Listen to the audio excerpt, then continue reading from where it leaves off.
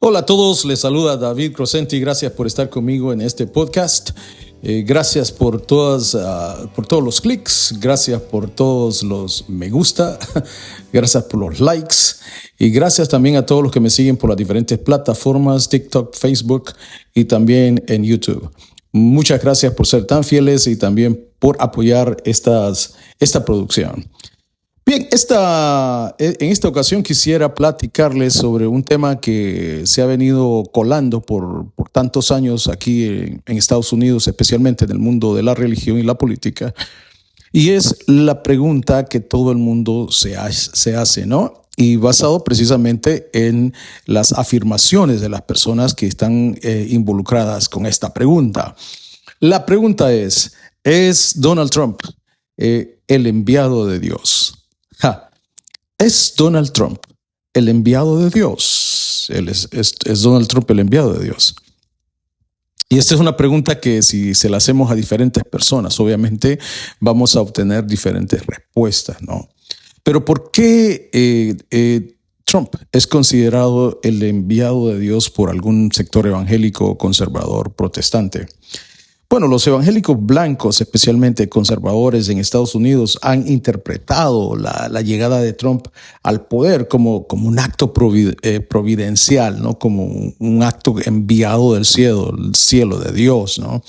Y según el análisis de varios teólogos, por ejemplo, del seminario Western, por ejemplo, esto se debe a una visión de la historia, digamos, donde Dios utiliza incluso a personas imperfectas o poco piadosas para cumplir el plan de Dios. En pocas palabras, si ustedes hablan con muchos de los evangélicos blancos conservadores, especialmente lo que llaman la Bible Belt, que es como el cinturón bíblico aquí, por lo menos en el este, ustedes se van a dar cuenta que muchos de ellos creen que no importa quién sea él, lo importante es que Dios utiliza a cualquier cosa para poder llevar a cabo su plan, digamos, ¿no?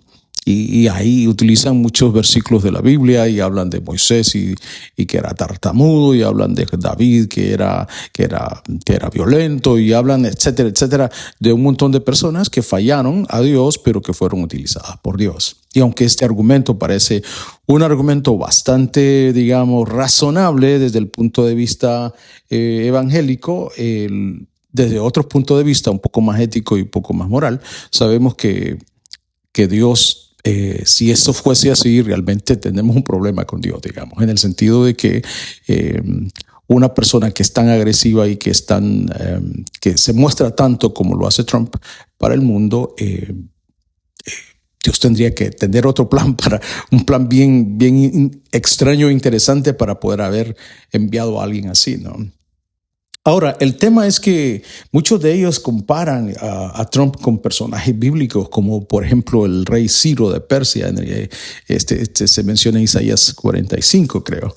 Un rey pagano que sin embargo fue visto como un instrumento divino. Para ellos, Donald Trump se ha convertido en el moderno Ciro de Persia, ¿no? Que a pesar de ser pagano y a pesar que era un tipo mundano, Dios lo utilizó. Ahora, en la práctica, digamos, ya hablando de lo que es la vida diaria, estos conceptos, estos razonamientos son los que ha permitido a la iglesia evangélica conservadora, protestante aquí en Estados Unidos, apoyar a un líder moralmente cuestionable como parte de la voluntad y del plan de Dios para el mundo y especialmente para los Estados Unidos. Ahora, ¿en qué se basan los evangélicos para decir esto, que Trump es el enviado de Dios, ¿no? Hay tres cosas bien importantes que hay que mencionar en este aspecto. La primera es que ellos creen que este asunto de Trump fue revelado, ¿no? que fue dicho en profecía, ¿no? Y tristemente, los televangelistas aquí en Estados Unidos y muchas iglesias de corte místico, vamos a decir un poco, hacen una mezcla de cristianismo y paganismo, porque hay muchas iglesias que hoy en día aquí en Estados Unidos se conocen porque ellos dicen que adivinan, profetizan y dicen el futuro y dicen cosas parecidas. Es una mezcla entre paganismo y cristianismo donde adivinan, ¿no? Y algunas de estas personas dicen que Dios les dio una profecía y entonces se lo creen, ¿no? Y se agarran, los políticos se agarran de esto, que aquel pastor que dijo que era una profecía, que Dios me iba a poner de presidente, pues lo pusieron de presidente y convencieron a mucha gente. Y esto está pasando actualmente en muchos países de Latinoamérica. Por ejemplo, encontramos a Bolsonaro en Brasil, con ese mismo lenguaje de la profecía, de que Dios me dijo y que Dios dijo que aquel pastor que yo iba a ser el presidente. Lo mismo pasa con Bukele, ¿no? Bukele lleva a un pastor famoso y lo pone el día de su entrega, de su recibimiento presidencial, digamos, y la gente queda contenta, ¿no? La gente evangélica. Y lo mismo está pasando en este momento en Honduras con uno de los candidatos en Honduras, que también dijo ya, y muchos evangélicos pastores están profetizando de que él va a ser el presidente, aun cuando las encuestas dicen lo contrario. Entonces hay un sentido de magia, de pensamiento mágico, y más que todo un sentido de manipulación emocional, espiritual, donde se utiliza a Dios para decir que este fue el enviado, este fue lo que Dios quiere, ¿no? En segundo lugar, los evangélicos piensan que Dios envió a Trump, porque Trump siempre habló en contra del aborto, siempre habló en contra de las relaciones homosexuales, siempre habló en contra de los famosos archivos de Epstein que nunca ni él mismo reveló. Es decir, siempre hubo ese discurso, esa narrativa en contra del aborto, de tal manera que satanizó a las personas que supuestamente abortan, y hubo un plan para poder castigar a las mujeres que abortan sin ningún tipo de fundamento histórico, contextual, social, para saber por qué las personas abortan. Es decir, y claro, ustedes le hablan a los grupos evangélicos del aborto y les hablan de los gays, de los homosexuales, pues inmediatamente se ponen a la defensiva y dicen que la familia se va a destruir y dicen que la humanidad se va a destruir si seguimos abortando, etc. Es decir, una serie de incongruencias, una serie de yo le llamo bloques de ignorancia, ¿no? De que obedecen más al miedo, que obedecen mucho a esa política de sembrar miedo y sembrar este tipo de dudas, ¿no?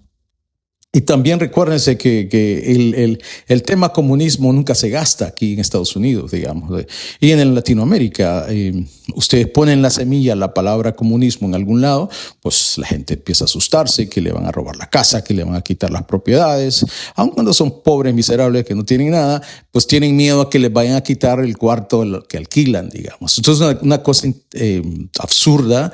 Entonces, los políticos conservadores saben muy bien manipular las mentes de las personas, especialmente de los evangélicos, para que ellos se opongan y sigan el juego, ¿no? que ellos les están planteando, ¿no? Y les tocan estos temas como el aborto y el matrimonio del mismo sexo como alarmas, ¿no? De que se van a destruir las familias y que la Biblia dice otra cosa, etcétera. Entonces, esto es lo que los evangélicos consumen y que se están comiendo todo el tiempo para de alguna forma justificar que ellos votaron y que creen que el enviado de Dios para Estados Unidos y el mundo es Trump, ¿no? Ahora, por otro lado, hay una retórica nacionalista cristiana, ¿no? En Estados Unidos, y a lo que me refiero con esto es que el nacionalismo cristiano en contra, digamos, es como poniendo a América primero, dicen ellos, ¿no? Estados Unidos primero. Y entonces hay una satanización también en contra de los inmigrantes, del secularismo, del multiculturalismo, ¿no? Aquí ya no sé qué, ya prohibieron hablar español legalmente, ahora el idioma es el inglés. Es decir, hay un retroceso hacia la ignorancia, un retroceso hacia una especie de filtración de cultura, ¿no? Donde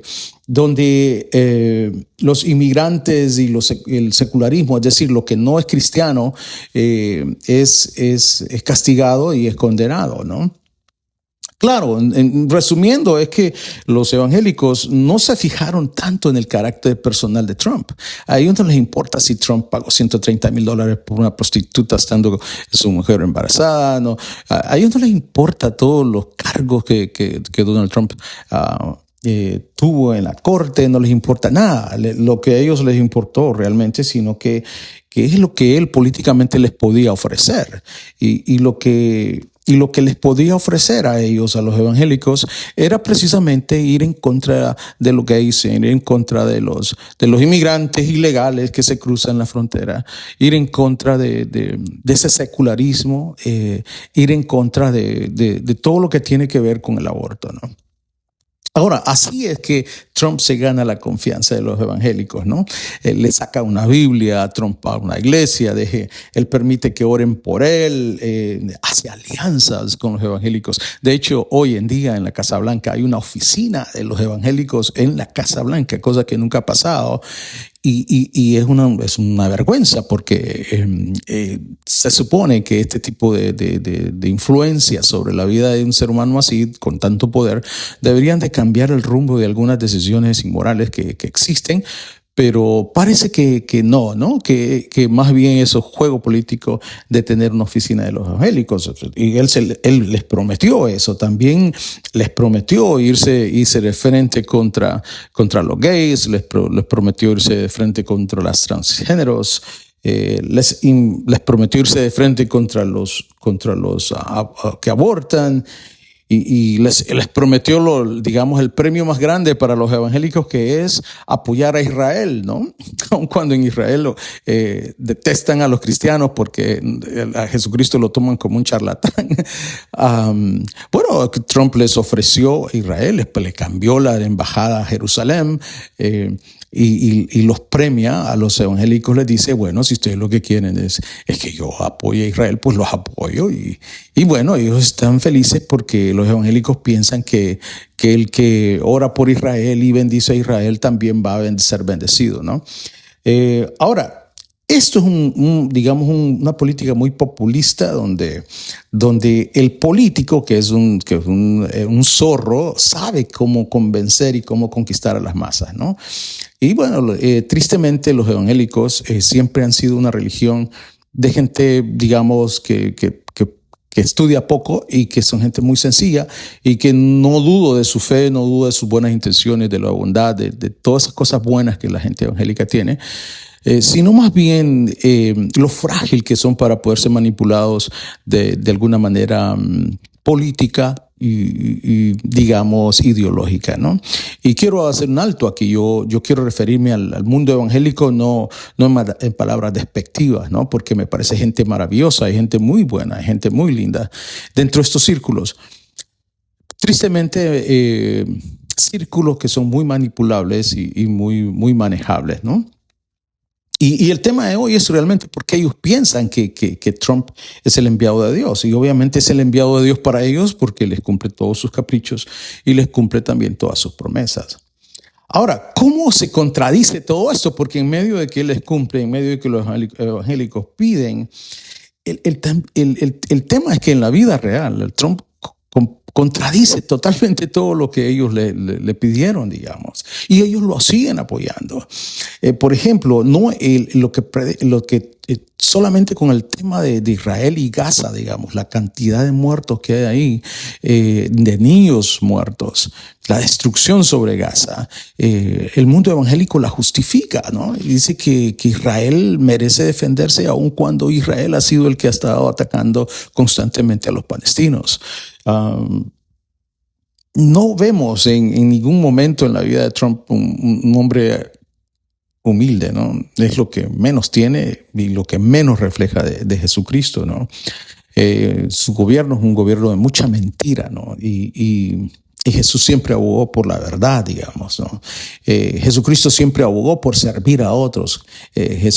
Para Trump, él decide y lo dice públicamente: odio a mis enemigos, cuando Jesús dice: amen a sus enemigos. Es decir, Trump es todo lo contrario a lo que Jesús es, pero el mundo evangélico sigue sosteniendo en mentiras, sigue sosteniendo en ilusiones, en odio, en homofobia, a un personaje que ellos consideran el enviado de Dios porque sencillamente les cumplió sus caprichos, ¿no?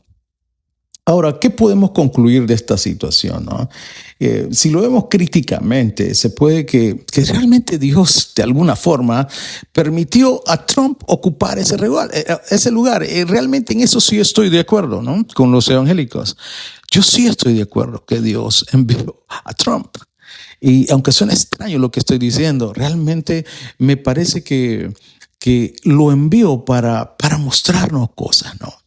Y aunque esto representa el Mesías político para los conservadores y el Mesías político para los evangélicos, que iba a traer mucha bendición, realmente Trump revela, es como un espejo para Estados Unidos y el mundo, ¿no? Yo digo que fue enviado de Dios porque vino a revelarnos la cantidad de racismo que hay aquí en Estados Unidos y en el mundo, ¿no? Especialmente en Estados Unidos. Personas que yo nunca pensé, digamos, que iban a estar en contra de la inmigración, de los inmigrantes, apoyando este tipo de políticas, digamos. Le vino a quitar la careta a todos los racistas realmente. Si en algo Dios está utilizando a Trump, es para quitarle la careta, la máscara a los racistas, a los abusadores, ¿no? A los que se imponen con el poder para poder continuar en el poder, ¿no? Vino a mostrarnos un Estados Unidos racista que antes era diplomático y que tenía un lenguaje culto y que tenía una imagen que aparentaba, ¿no? No, ahora Trump nos vino a desnudar a Estados Unidos, le quitó la ropa y nos muestra al rey sin ropa, digamos. Nos muestra que Estados Unidos no es el Estados Unidos de Obama, que eligió a un hombre negro. No, Estados Unidos sigue siendo racista y Estados Unidos sigue siendo estructuralmente racista, digamos. La otra cosa que vino a mostrarnos Trump es esta incongruencia de la teología evangélica nacionalista, digamos, que predica a Jesús pero se arrodilla ante el poder político, digamos. Entonces nos vino a mostrar una iglesia evangélica no confiable, una iglesia evangélica casi prostíbular que se vende al mejor postor y se conforma con una oficina de los evangélicos en la Casa Blanca con tal de poder y cambia, ¿no?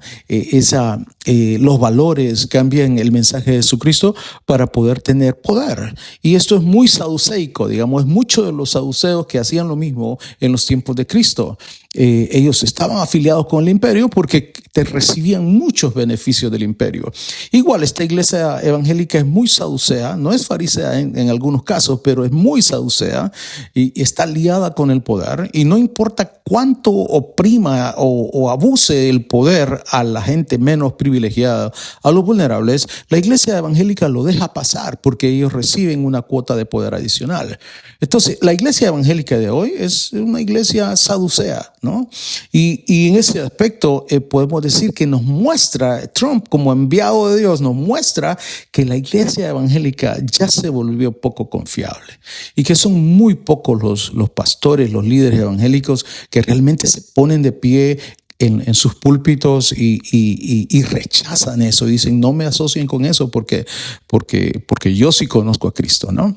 Entonces hay una especie de incongruencia entre lo que el voto de los evangélicos apoyó con las cosas que se hacen que no representan en nada a Jesucristo.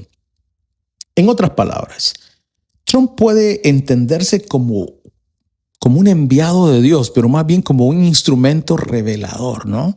Nos vino a revelar la porquería del racismo, de la incongruencia evangélica, teológica. Nos vino a revelar esa iglesia nacionalista que se vende al mejor postor. Y de alguna forma, digamos, Dios y la vida nos los pone como un espejo, ¿no? Y para exponer ese pecado de nacionalismo cristiano y para recordarnos que debemos elegir líderes con verdadera integridad moral. A veces, bueno, todos cometemos errores, pero de alguna forma el voto representa nuestros valores, digamos, las personas que elegimos representan los valores que nosotros tenemos. Yo sé que muchos evangélicos seguramente estarán en contra o, digamos, no estarán de acuerdo con lo que yo estoy diciendo en este momento, pero yo no estoy aquí para convencerlos de que ustedes están equivocados. Estoy aquí para decirles que aquí hay un espejo, ¿no? que nos refleja a todos, ¿no? Porque el problema no solamente es la iglesia evangélica, somos todos, de alguna forma, aquí en Estados Unidos, que hemos por todos estos años y por este tiempo, casi firmado, ¿no? Y nos quedamos callados y no decimos nada y endorsamos este tipo de conductas que deberían de ser condenables. Muy bien, espero que esta conversación les haya dejado algo. Pues estamos en contacto y muchas gracias por seguirme, gracias por sus likes y por favor compartan este podcast con otras personas. Se los agradezco. Un abrazo. Bye.